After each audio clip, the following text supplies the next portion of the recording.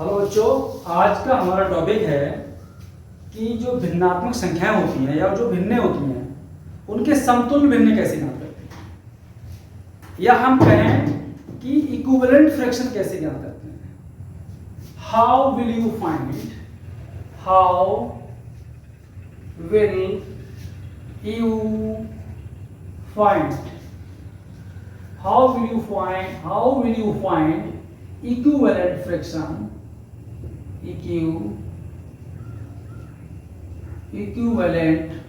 fraction,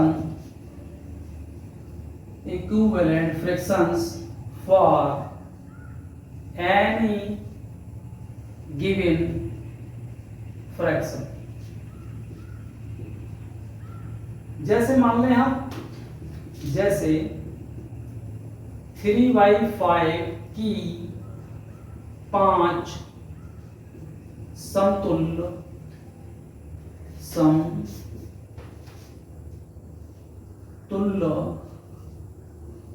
भिन्नें ज्ञात करनी है। अब देखिए हमारे पास भिन्न कितनी है? भिन्न क्या है हमारे पास? हमारे पास भिन्न है 3/5।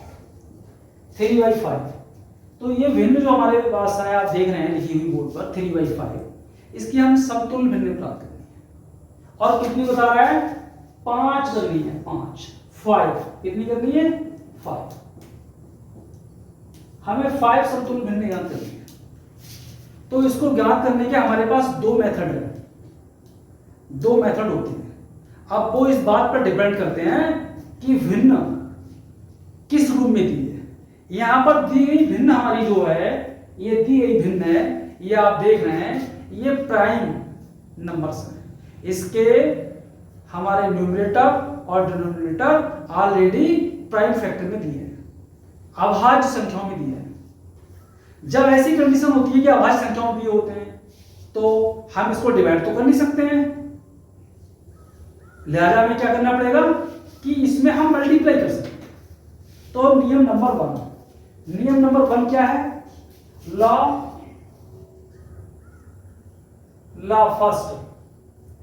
ये फर्स्ट लॉ हमारा क्या है? लॉ फर्स्ट लॉ ये है हमारे पास।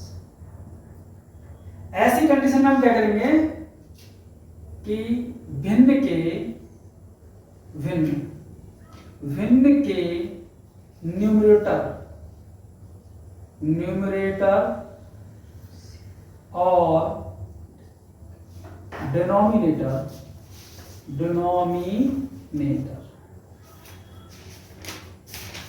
को एक ही संख्या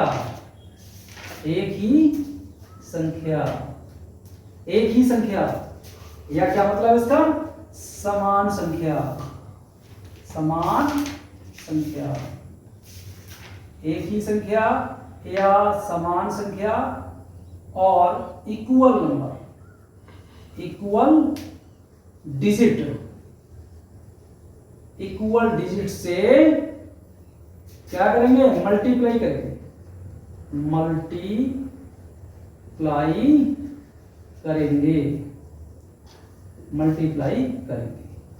क्योंकि हम जानते हैं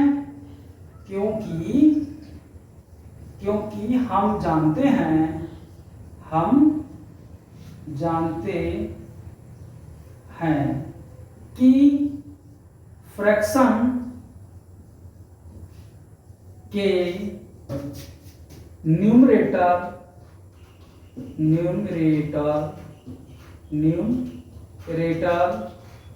और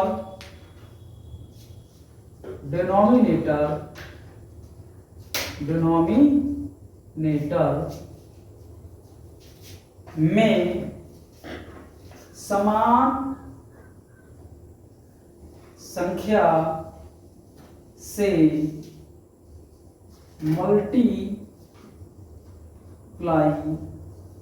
करने पर फ्रैक्शन के मान में कोई परिवर्तन नहीं होता है। फ्रैक्शन की वैल्यू में कोई परिवर्तन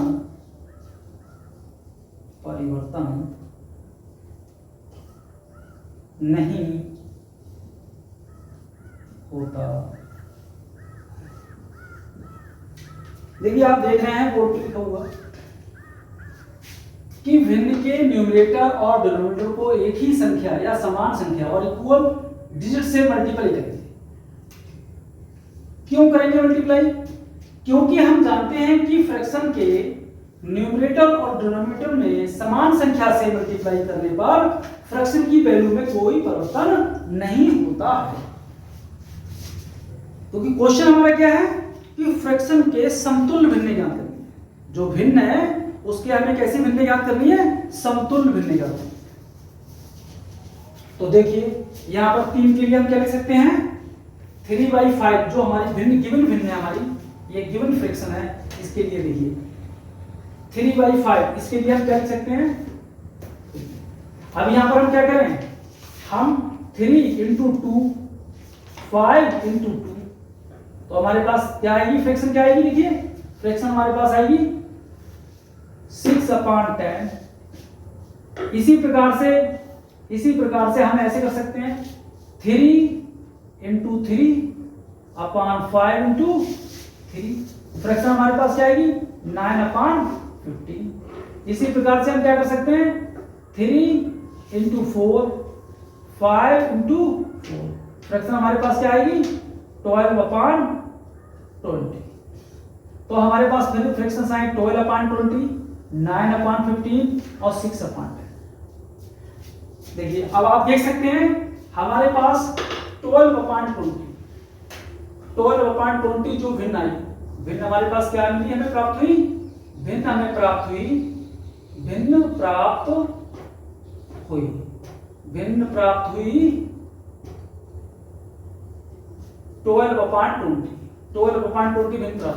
अगर हम इसको इजी करते हैं, इसको सिंप्लीफाई करते हैं, तो यहां लिख देंगे ऑन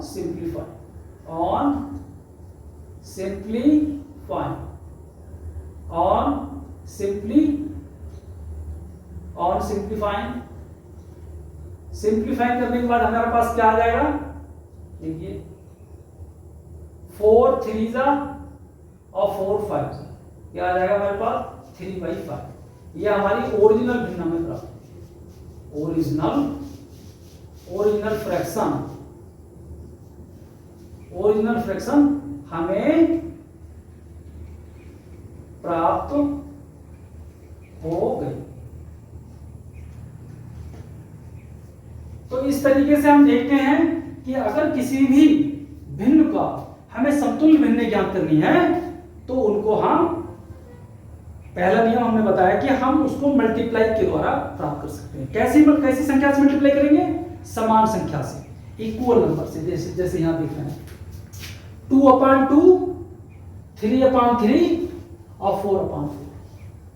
क्योंकि ये नियम होता है अगर किसी भी भिन्नात्मक संख्या के न्यूमरेटर जिसे हम अंश कहते हैं या डिनोमिनेटर जिसे हम हर कहते हैं, दोनों को समान संख्या से गुणा करें तो उस भिन्न के वैल्यू में कोई परिवर्तन नहीं आता है। और जो इस मेथड से भिन्न प्राप्त होती है हमें, वो क्या कहलाती है? हमारी समतुल्य भिन्न या इक्विवेलेंट फ्रैक्शन कहलाती है। अब हम देखते हैं दूसरा नियम देख लीजिए।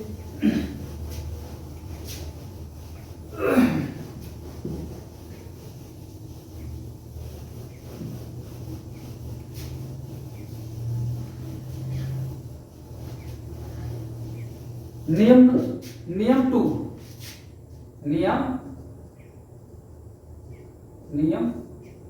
2 लॉ 2। इसमें क्या देखते हैं? यदि हमारे पास फ्रैक्शनल नंबर, हमारे पास जो भिन्न दी है वो हमारे पास एग्जैक्ट प्राइम नंबर्स में नहीं दी है, एग्जैक्ट प्राइम नंबर्स में नहीं दी है, वो हमें ऐसी संख्याओं में दी है जो आपस में सिंप्लीफाई हो सकते हैं, यानी न्यूमरेटर और डिनोमिनेटर क्या कर सकते हैं? आपस में कर सकते हैं। लाइक दैट भिन्न हमारे पास दी है 25/50 तो इसको देखिए हम सिंप्लीफाई कर सकते हैं, या हम क्या कर सकते हैं, जैसे हमारे पास फ्रैक्शन क्या दी है 25/50 दी है, तो इसको हम क्या लिख सकते हैं 25 बन जा 25, 25 2 जा 2, 25 2 जा 50, इस तरीके से लिख सकते हैं। तो ऐसी फ्रैक्शनल नंबर क्या होती है, इसके लिए हमारे पास नियम क्या आता है, देखिए हमारे पास नियम आता है, यदि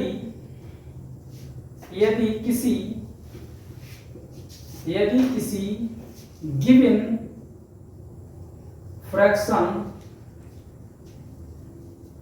नंबर को समान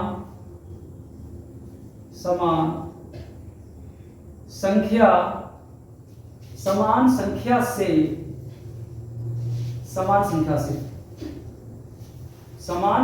से अंश व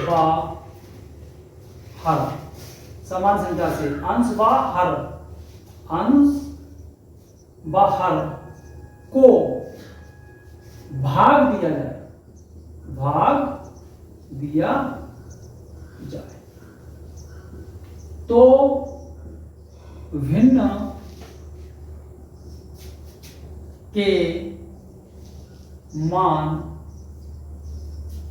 में कोई परिवर्तन नहीं होता है, कोई परिवर्तन नहीं होता है।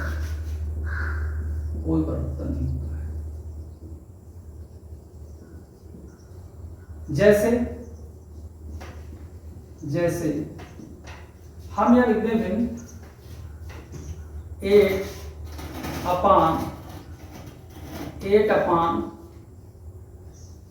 8/12, अब 8/12 को हम क्या करें, यहां करें 8/2 और 12/2, तो देखिए हमारे पास भिन्न क्या आ जाएगी 4/6, और 4/6 क्या है, देखिए 4/6 भिन्न क्या है, देखो 4/6 क्या है 8/12 की समतुल्य भिन्न, इक्विवेलेंट फ्रैक्शन। तो इक्विवेलेंट फ्रैक्शन को ज्ञात करने के हमारे पास दो तरीके होते हैं, एक तो मल्टीप्लाई करने से और दूसरा हमारे पास डिवीजन करने से। सेम संख्या है हमारे पास, इसको हम क्या लिख सकते हैं 8/2 इंटू 2/12, और 2 से 2 कैंसिल, और हमारे पास क्या आ जाएगा 8/12, और 8/12 क्या है, डिविजिबल है। देखिए इसको हम डिवाइड कर सकते हैं, सिंप्लीफाई कर सकते हैं। सिंप्लीफाई करने के क्या आ जाएगा 4 2 जा और 4 3, क्या आ जाएगा हमारे पास 2/3। तो हमारे पास जो 2/3 फ्रैक्शन आई, फ्रैक्शन क्या है हमारे पास, फ्रैक्शन हमें प्राप्त हुई 2/3। कितनी फ्रैक्शन हमें प्राप्त हुई, 2/3 फ्रैक्शन प्राप्त हुई। तो 2/3 की हमारे पास देखिए 4/6, 8/12, ये क्या है हमारे पास, ये इक्विवेलेंट फ्रैक्शन है,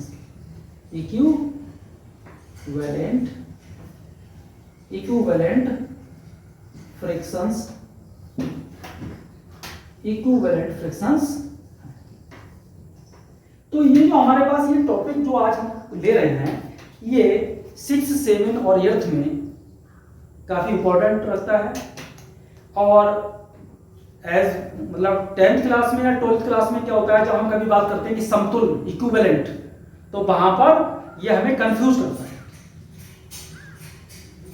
यहीं पर आगे चल के हम इसका क्या करते हैं, कहते हैं सिंप्लीफाई कर लो, इसे सिंप्लीफाई कर लो या डिवाइड कर लो।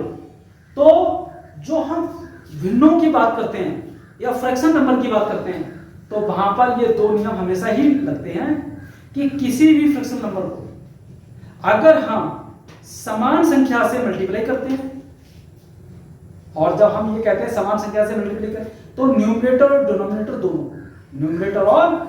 दोनों, और ऐसे ही अगर हम डिवीजन की बात करते हैं, तो उसके न्यूमरेटर और डिनोमिनेटर दोनों को डिवाइड करना समान संख्या से।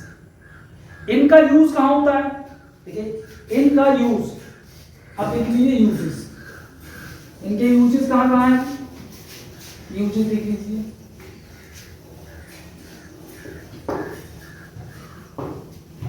अभी हम क्या करेंगे कि इनको जैसे मान लो हमें संधारित्र की धारता निकालनी है, तुल्य धारता। अब धारता या मान लो हमें रेजिस्टेंस निकालनी है। जैसे हमें रेजिस्टेंस दिए हैं 1/5, 3/7 और 4/9। ये हमारे पास दिए वैल्यू R1 या R2 या R3। तो इनको हम अगर मान लो सीरीज में बात करते हैं, सीरीज में इनका हमें क्या करना है, समतुल्य प्रतिरोध ज्ञात करना है। समतुल्य प्रतिरोध ज्ञात करना है। समतुल्य प्रतिरोध ज्ञात करना है। तो देखिए हमारे पास समतुल्य प्रतिरोध सीरीज में क्या आता है, R इक्वल टू हमारे पास आता है R1 plus R2 plus R3। तो यहां पर हम इनका यूज करते हैं। देखिए हम वैल्यू रख सकते हैं 1/5 प्लस 3/7 प्लस 4/9। अब यहां पर हमें किसकी जरूरत पड़ रही है, इक्विवेलेंट फ्रैक्शंस की जरूरत पड़ती है। ठीक है, तो इनके लिए हम देखते हैं एलसीएम लेंगे, इनका एलसीएम लेंगे। तो एलसीएम लेने के लिए हमारे पास क्या होता है, एलसीएम क्या होता है हमारे पास 5 × 7 × 9, 5 7 × 9। तो ये एलसीएम आता है। अब इसको एलसीएम के बाद हमें क्या करना पड़ता है, हमें ध्यान पढ़ना पड़ता है कि हम 1 में कैसे मल्टीप्लाई करेंगे, 7 × 9 से, 7 × 9 और 3/7 को मल्टीप्लाई कैसे करेंगे, 3/7 को 5 × 9 × 3 और 4 को हम मल्टीप्लाई कैसे करेंगे, 4 × 5 × 7 और इनके नीचे हमारा क्या आता है 5 × 7 × 9। तो इक्विवेलेंट फ्रैक्शंस का ये हमारा एक यूज है। आज के लिए बस इतना। जय हिंद, जय।